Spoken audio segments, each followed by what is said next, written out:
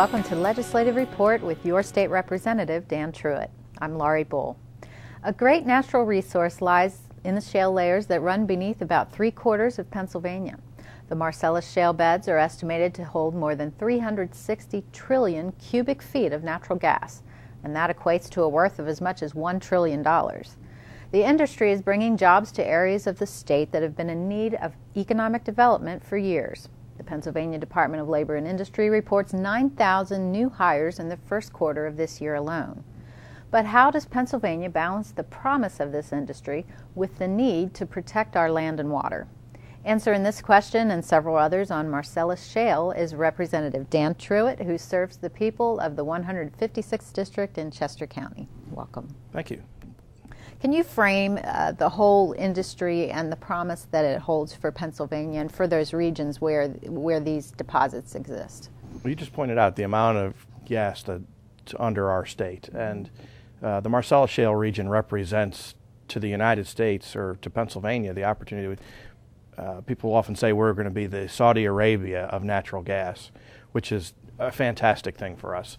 The question is, how do we extract that resource and market it without damaging our environment? But if you think about the potential, I think it's T. Boone Pickens has said a number of times that we send $750 billion a year overseas. Wow. To buy foreign oil. So we'll be able to buy less foreign oil as a result of the natural gas. And if all that money stays here, that's the equivalent of stimulus money being spent here. And the fact that most of it, or a lot of it, is in Pennsylvania is a fantastic thing for Pennsylvania. I think I've heard a 100-year supply, and that not only includes for Pennsylvania, but we can also export it to other states as well. So it really is good. Yeah, some people actually have said to me they don't like the fact that we're going to export it to other states. They think we should use it here, but every bit of gas that we export to another state or to another country means money coming into our state. And so we should use as much of it as we can here, but we shouldn't shy away from exporting it.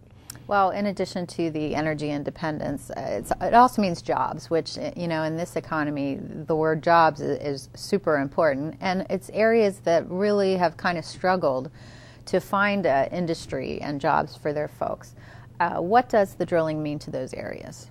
Well, the Marcellus Shale, coincidentally, is mainly under parts of the state that have been languishing for years. They've been frozen in time as industries left their area. If you drive around these areas, the poverty is evident. Their lifestyle is not the same as it is in the southeast quadrant of the state. So we're bringing jobs back to parts of the state that have been struggling for years. Bradford County, for example, is one of the counties that had traditionally had our highest unemployment rates. And that's where most of the Marcellus Shale drilling is taking place now, and they have one of the lowest unemployment rates in the state if you look at all the different counties. We all know, of course, the economy is not great right now. Right. But this industry, what has it done to prop up, I guess, our state budget, and also are the companies paying taxes? Yeah, one of the most common myths out there is that they're not paying their fair share. They pay all the same taxes that every other business in the state pays. They pay corporate net income tax, they pay capital stock and franchise tax, they pay sales tax, they collect payroll taxes from all the people that they employ. I'm reluctant to state specific numbers because every time you look at a different source, you see a slightly different number. Right. But they've paid hundreds of millions of dollars in taxes to the state, and they've paid billions of dollars to royalties to landowners in the state. So the economic impact on Pennsylvania is huge. And certainly there's spin-off industries as well, and even things like hotels and things like that for the folks that are coming in to work in those areas are affected. The hospitality industry in the Marcellus regions is booming, but even as far away as my own district in Chester County, Schramm makes drilling rigs, and they're in my district. So this industry is creating jobs in my own district all the way down in Chester County. And I have landowners in my district who live in my district but own land in the Marcellus Shale region, and they're collecting royalties from their land. So it's a misperception that it's only benefiting the shale regions of the state, but it's benefiting the entire state. And there's a lot of proposals out there to impose what's called an impact fee on the industry. Can you define an impact fee for us? An impact fee is a fee that's designed specifically to offset the impacts of the industry on the state. So we said earlier, people believe that the industry is not paying its fair share, but they pay all the same taxes everyone else pays. But I do think it's reasonable for them to pay for impacts that they have that other industries don't have. They do a bit of damage to our roads, and they do a bit of damage to the environment. So an impact fee designed to repair the infrastructure and repair the environment certainly seems appropriate to me. So going outside that, you would not be in support of some proposals that go outside that to fund other things that maybe aren't quite connected? Yeah, there really should be a connection to the industry. Otherwise, you open up a can of worms where any industry could be targeted simply because they are successful at the time. And we don't want to leave ourselves in a position where we're subsidizing the industry indirectly by them breaking up the roads and us repairing them. But we also, there's no real justification to penalize them for the success that they're having and all the good that they're bringing to the state. Mm-hmm.